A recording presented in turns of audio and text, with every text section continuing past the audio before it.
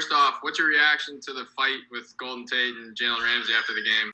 Listen, I'm not no personal therapist, but guys will be dudes. And I'm not going to go in and start talking to him and start managing his situation. The dudes were going to fight no matter what. And my job as a coach is to put our team in the best position to succeed on the football field. What they do outside the locker room, that's not my problem. If Golden Tate wants to keep on doing this, he'll be out of the team. I know he hasn't been really performing over the last couple weeks anyway. So, if he really wants to keep this up, we'll see what his position is going to be on this team, because we got a lot of wide receivers that are willing to contribute for this team, and I got a whole arsenal on the practice squad. So, Golden Tate, here's a clear message to you. Fourth, about 10 minutes left. Decision to punt there. Just went into that. Listen, anytime you get a chance to pin the defense within the 5 or the 10, I'll take that option. Defense was playing well. We didn't need a score at that point. And again, it proved to be right because we had a chance to score at the end of the game. So I really don't understand that criticism. Coach, how do you build on an effort like this going forward? Same way we build every week, Bruce. You go in there, you show them the tape, you show the evidence of what we did right to make improvements. You show them what happened wrong that we have to clean up, and then you shift your focus to the next opponent. You got to keep on moving. You can't ride a roller coaster in this league. It's a long season. There's a lot of ball to be played. Like I said, we're an improved team from last week. I'm proud of the way the guys worked the entire week. I'm proud of how they fought today. We've got to make sure we don't have self-inflicted wounds that stop us from having the wins we need. How much did Colbert help you as your free safety, and how big was losing him on that key touchdown there? Yeah, I'm really starting to question Julian Love a little bit. I had a lot of hope going with him into the season, but he hasn't really been playing that great. He's on a little bit of a short leash because we got guys that are want to play back. So when Xavier McKinney comes back, he's not going to be getting a lot of reps if he keeps playing this way. I can tell you that much. Joe, jumping off of Pat's first question, the offense has scored, I think, 3 touchdowns in 4 games and hasn't scored a touchdown in the last 2 weeks. I'm just curious, what makes you think that this group can improve on that based on what you've seen so far? To put it short, I believe in Daniel motherfucking Jones. We've been improving every single week, and we played 4 out of the top, let's say, 15 teams in the league. We haven't been playing cupcakes unlike some people in our division.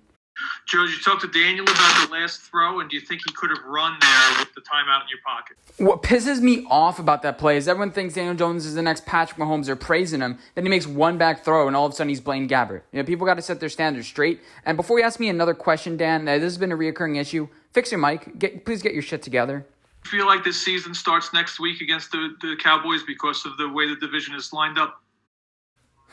Oh, yeah, we better get a win this week. Yeah, fuck the Cowboys.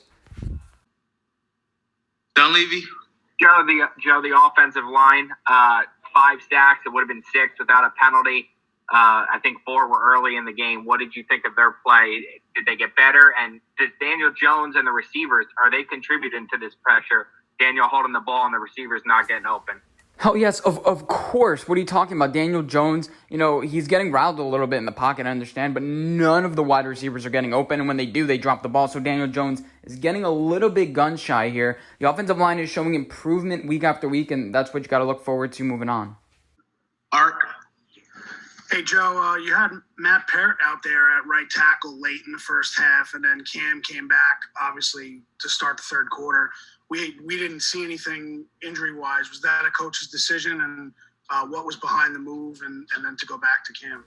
Here's a question. Have you seen Matt Parrott? The dude is massive, and I think he's going to be a huge contributor down the line for this team, or he may not be. And I want to see what he has in actual games because he's looked good in practice. So, I want to see how he responds to in-game situations. And that drive, I felt like it was a good place to put him in. And Cam Fleming, he's not winning any MVP awards. Let's just say that. What do you even say to 11.75 points per game through 4 weeks? I say shut the fuck up. Next question. Yeah, Joe, I know it's hard to extract positive stuff when you're 0-4 and whatnot, but can you speak to what your defense did today? I mean, the Rams were a pretty high-powered group coming in. You held them to maybe almost half of what they've been gaining.